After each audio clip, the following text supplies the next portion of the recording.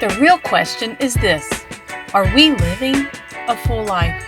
Are we making the right decisions when it comes to children, marriage, work, faith, and so many more issues we deal with daily? How can we know with confidence we are living a full life? Welcome to the Full Life Crew podcast. We are your hosts and life coaches, Jareth and Deborah Navarre. We will help you find the confidence in those critical areas of your life. Our goal is to help you bring to your family the support, structure, and providence we all desire so we can live the life we want to live. A complete life, a joyful life, a full life. We are so glad you're here. Now let's get started. Hey, and welcome to the podcast. This is Jareth. And I'm Deborah. And if you missed our last podcast, our last one was about kids and chores and how important chores are to their development. And this one today, we're going to be talking about the many benefits for children when they're playing sports. Now, this podcast right here may bother some folks because I know we have friends that are real not like, I don't like playing sports, the environment and all that other stuff, and it can be bad, right? As a parent, you want what's best for your child. At least I do. And I'm sure you do too. You want them to be happy. You want them to be successful when they grow up. You want them to be able to choose to do whatever they would like to when they grow up and be great at it. And while there is no guarantee that playing sports will help your child down this path to success, there are so many benefits that will come from your child playing sports. If you're playing sports for the right reason. I think one of the issues is people play sports and they're not, they always remove themselves. Like they start out, I'm doing it for the kid. And then as they get more involved and the kid gets better and they get more competitive, then it becomes less about the kid's development and more about the parent's ego. And that's why you end up with these people on the field like crazy people like me. Like YouTube guy goes crazy at Little League game. Yeah, I wish somebody would have filmed that, So, again, what we've learned from doing these podcasts is, we're giving out tips and tricks, but also we are self-evaluating ourselves, which is helping us to be aware of our situation, be better parents, and just all around better. So not only are hopefully these tips are helping you, but also we're like going through this process of checking ourselves. And I think anybody in responsibility, whether you're a parent or you own a business or you're a leader, you always need to check yourself. And that's what good leaders do. They're always consistently checking themselves. So what you're saying is everyone needs a little bit of discipline and self-control? You are 100% right. I think discipline and self-control is probably one of the biggest things that kids learn when they're playing sports. Like, for example, I've coached so many kids, and when they're young, they come out there and some of them will, like, let's say baseball, for instance, and they swing and they miss and they strike out. Some of them walk back to the dugout, dragging the bat. Some of them come back and cry every time. So there's all these emotions because they feel like they've either failed or they feel like they won. And in order to hang on to those emotions, you have to learn self-discipline and self-control on the field. Yeah, because, a lot of times, like, I'll go watch the kids and they're having the best game of their life and they're so happy and they're super pumped. And it's great to show happiness and excitement on the field. Like, it carries on to other players. But then I've also been at the games where my kid is not doing the best. And he's really struggling out there. She's really struggling. And it's hard for them not to show, especially at a young age, them not to show how upset they are. And it's okay. It's okay to have these feelings. But if you're the guy on the mound throwing the baseball, you don't want the guy at the bat to see you crying or angry because the batter's like, I got this dude now. So the kids, even at a young age, have to learn how to control that. I think the point is on this one is, think about your life. In your life, do you have days where you're sad and upset? Yes. Do you have days where you're happy? Of course. Do you have days where you're just like, whatever?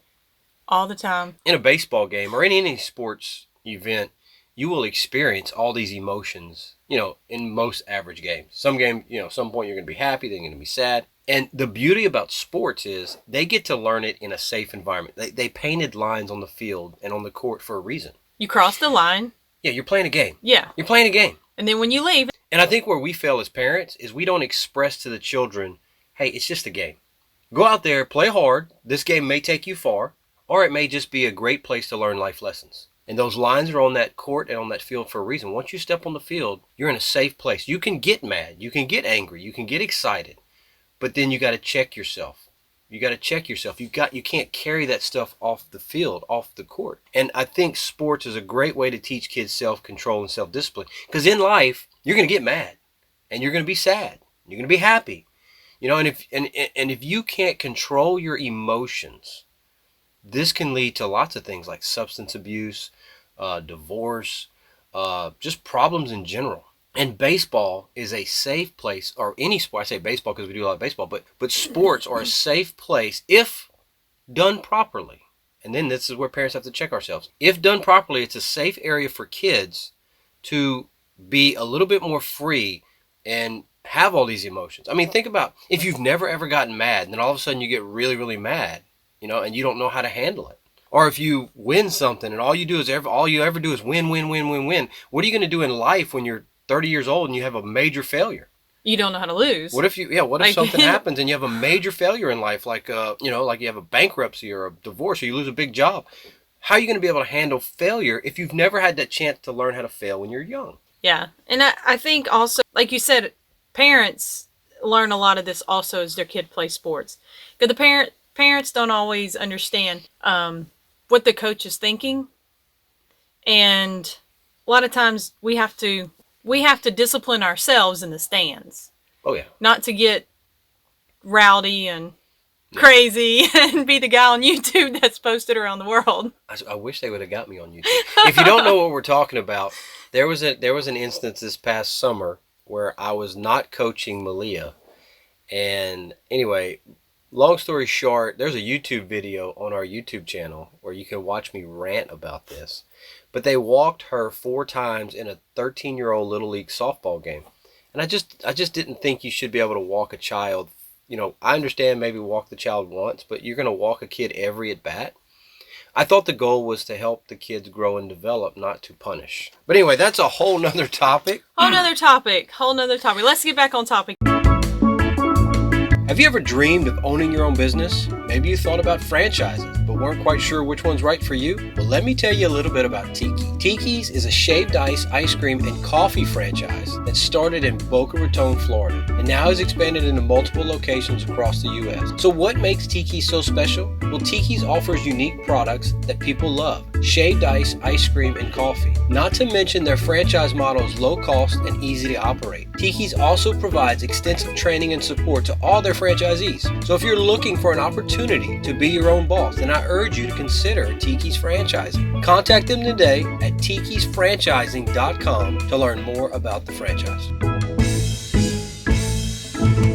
Humility and competitiveness. I think that we as a society have chased competitiveness out of the picture. And we're more worried about our kids' feelings. 100% agree. Yeah. I do not agree with the everybody gets a trophy. I do not agree with that. Why is that? Because some kids work super duper hard. And they practice all the time. And they want it. You can tell your mom because you dropped the super duper. Super duper, baby. They practice all the time. They want it. They're out there in the evenings. And then you have some kids that just want to go for fun. Or they don't even want to be there, but mom signed them up. So I feel like if everybody gets a trophy, it's defeating the purpose of wanting to strive to be better at something. Yeah, because the kid that's killing it, like putting in the work and grinding, he feels like, well, what's the point if everybody wins? And then the kid that doesn't want to be there, if he doesn't have an opportunity to lose because he didn't want to participate, he'll never have the opportunity to say, hey, I want to do better. Yeah. If he goes out there and he doesn't care and he wins, he's like, well, I can win for doing nothing. Yeah, and then the other guy's like, I can win. Everybody wins because everybody wins, and I killed myself, so I could. Why am I working so hard? I feel like the kids that work the hardest, and they should be rewarded. And humility is learned out there. Like humility would also be sportsmanship. Like you got to learn how to lose. You got to learn how to win. I mean, you win. You don't want to run around like gloating in the other team's face. And when you lose, you don't want to be throwing helmets and throwing things and raising all kind of craziness. You don't want to do that. You have to learn humility. And then on top of that, on a child's level, like he may think he's the best thing since ice water, you know. And then this other new kid shows up, and he's not as good as that kid. So then that kid's like, oh wow, I got to work harder. I got to work harder if I Yeah. want to be, if I want to be better, if I want to be as good as that guy. Yeah, humility and competitiveness. I think the other thing that kids learn the most is work ethic and friendship. Especially work ethic, because you have to work hard. You have to work hard if you want to play sports. If you want to be successful, you have to put in the work. That's with anything. If you don't put in the work, you're not going to be successful. You have to have that work ethic to go along with it. And then with your work ethic, you have to learn how to work as a team. Unless the child is going to grow up and live in some type of bubble, he's going to have to get a job. And if he wants to be successful, in the workforce, he needs to have some type of work ethic. And playing sports, teaches you, like if you want to shoot the basketball well, you're going to have to put in a lot of work. If you want to be fast at track, you're going to have to go put in the work.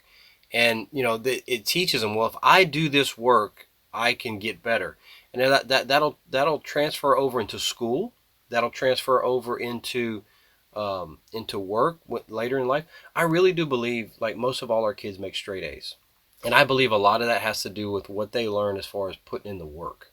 Yeah, and usually when they put in the work, you usually have a buddy you work with. So at the same time, they're making friendships. Oh yeah, They're meeting other kids with similar interests. They're building relationships.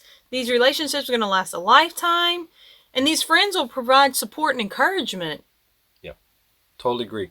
And when you're out there sweating and grinding, and if you play on a team, you spend a lot of time together. So you really get to know each other on a personal level. And I've seen kids, like our kids, that have played together with other children since they were young, and they have this bond to this day that may go on for many, many years. Probably one of the biggest benefits in today's society is the health and exercise benefits. There's so many things that allow a child to sit and do nothing, like playing on the computer, playing video games, watching TV, and then with parents being so busy, the kids are usually left to themselves to sit around and watch TV or sit around and play their games. Society has kind of moved kids indoors these days. They said, hey, look, here's all these cartoons. Here's all these video shows. Here's the YouTube channels. Here's the video games. Let's get inside where it's safe. Whereas they need to be outside, playing, exercising. And I think sports give them that safe place where they're not just on the streets, and they have structure and they have exercise, and exercise leads to happier kids. There's so many health benefits in it. Whereas if you're sitting on your couch, you're not getting many health benefits there. No. Except maybe your potato chips. There's a ton of benefits for your kid playing sports: discipline, self-control, humility, competitiveness, teamwork, friendship, exercise. I mean, the list goes on of all the benefits when it comes to playing sports. Mental health, physical health, all of it. However, there's an issue. And this is why a lot of parents that I've run into are not crazy into the sports. It's because this one simple fact. So if this is something, now I'm 44 years old, fixing to be 45, and I've coached many a games, and I've learned lots of stuff. But what I've learned more than anything is I've learned stuff about myself. And I've learned over the years that I can be consumed by myself. I can be worried about if I'm winning. This has nothing to do with me. I'm the coach. I'm the teacher. I'm the educator. My job is to facilitate. You should be the cheerleader for all the kids. Yes, I should be there to high-five them when they win. I should be there to pick them up when they lose. I should be there to teach them how to get where they want to go. I should be there to motivate them. But they should decide whether they win or lose. Because in life, they'll be out there on their own, and they'll have to decide if they're going to win or lose. So I think one of the biggest issues with this whole problem, like why people are so turned off about, their kids playing sports, is the simple fact that people forget it's about the kid. They get caught up in their own emotions and their own, I want my kid to do this and this and this. Mm-hmm. And they want them to do things that maybe their kid's not ready for yet. So, well, there's two ends of the spectrum. Yes. There's like the kid that maybe the parent feels like the coach is pushing too hard, and then there's the kid that's sitting on the bench that doesn't get any playing time.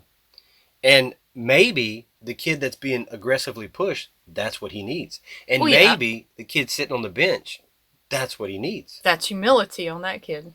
I'm just saying, okay, let's take Malia, for instance. Malia is like a great example for all our little podcasts. So Malia used to come to all the older boys' baseball practices. Yeah, she was the tag-along kid. Yeah, and I would work her in our drills. And so she would start doing the drills. And we took her out to the softball field when it was time for her to play softball. But she'd been playing baseball, working in with our drills with kids like 5 years older than her. And she throws the softball at the first kid, and the kid almost dies. Yeah, because she threw it so hard. Yeah, and the coach is like, hey, you need to not throw so hard. It's like, okay, well, this is not going to work because her skill set is higher, so I need to put her somewhere else that's better for her. And so we ended up forming a boys' baseball team. And so on the boys' baseball team, Malia played. Now, when Malia first started, as good as she was when she played with the softball girls, she was average to the low end with the boys when she was 9. And I was the coach. And she didn't like being at the bottom. No. Like, she got out there and she worked and worked and worked. Well, before that, though, when it started, she was just having fun. She was like, oh, this is cool. I'm playing baseball with the boys. She thought it was cool. And she loved baseball. But where things got interesting was I was the coach, and she was okay, but she wasn't like one of the better players. So she had to play the bench a lot. And she was last batter. In some games she wouldn't bat at all because we only batted 9, And so she sat the bench. I was the coach. There's videos of this. You can see it online on our YouTube channel. And she sat the bench, and by sitting the bench, she decided. Right? She did. She was like, I'm not sitting this bench anymore. I'm getting my turn to bat. And she put in the extra work. Yeah. And she worked herself up the lineup to like 4th batter. Yeah, was hitting triples and bringing runs in and winning games. Yeah, she ended up being better than most of the boys on the team. She was at some point. At some games she was our key reason we won or pulled the win, and then she wanted to learn how to pitch. So I'm like, okay, so I facilitated her being able to pitch, and she threw a couple of no-hitters to boys, and she enjoyed striking the kids out. But the point is that because she sat the bench, she within herself created that desire and that momentum and that energy to go out there and put in the extra work. And then she elevated herself. And I think that should be the lesson of why your children should play sports. Malia's story is like perfect, And she's still friends with all these guys too. Oh yeah, like all her little buddies. It's they'll see her and they'll be, hey Malia. And so I mean, she's made friendships. Oh yeah. She's improved herself with her sports. She has excelled in school because she knows discipline. Yep. She's a terrific sister around here. So I mean, I think sports are good for kids. Yeah. Oh yeah. I think they learn so many lessons. I think where the problem is, and this is where the problem is when the parent or the coaches or the people in the stands forget we are all here to develop the children, and it ain't about us. And I think that's where the disconnect is. So like when we're coaching and we have coaches, I tell them all the time, I was like, hey, we're gonna be aggressive, we're gonna push them, we're gonna bring them to a place they've never been. But in the end, it's about the kids. It's not about the team winning. It's not about me winning. It's about did I help this child elevate where he could go? Because some kids won't go that far. Yeah. Some kids, maybe they don't have it in the genes or whatever. But did I help this kid get to a better place physically, mentally, sociably than when I got him? And sometimes I've done well and sometimes I've failed. And all I can do is, check myself and then re-examine. As we talked about today, there are like so many benefits with your children playing sports. Like we said, there's discipline, self-control, there's humility, definitely competitiveness, friendships that are going to last a lifetime, teamwork, exercise, mental health, physical health, you name it. There's so many great things for kids can learn playing sports. If you feel like you're ready for sports for your child, find your local community, sign them up, get them out there, and start your journey. My last thought is, remember, as parents, because this show is designed for parents and people going to be parents, so it's designed for a lot of people. But remember that there's lines on the field. There's lines on the field, and there's a reason. The field, the court, is supposed to be a safe environment where the kid can let go, be free, turn himself over to the game. And then they also have to learn when they come off the court, when they come off the field, they've stepped back into reality. And the court and the field is places where they can learn all these skills. And then they can practice them. And our job as parents is to facilitate this process. Not to tell them that, hey, your problem is the coach. Or not to tell them that, hey, your problem is, it needs in the end, the question should be, okay, all right, you had a bad game. All right, you had a great game. Or you didn't get to play or whatever. But the question in the end needs to be to the child is, okay, this was the situation, whatever it was. What are you going to do about it? So with that being said, we hope you enjoyed the podcast. We encourage you to listen to the next one. The next one coming out is why it's okay when your kid fails. That's a hard one for people. Yeah. Now you want your kid to win every time. Well, life's 80% losing, 20% winning. So anyway, if you've enjoyed our podcast, we encourage you to check out the next one. If you didn't miss the one before this was chores and how important chores are. And yeah, we hope you enjoyed it. And just remember, while you're out there trying to live your absolute best life, life's a journey. Enjoy the ride. Did you enjoy the podcast? Would you like to sponsor a podcast? If you're looking to advertise your brand, product, or message, our platforms are the best place to do it. We reach a large and engaging audience, and we can help you get your message out there. If you want to learn more about how you can advertise with us, visit us at thefulllifecrew.com/shop. So thank you once again for listening and tuning into our podcast. And just remember, while you're out there trying to live your absolute best full life, life's a journey.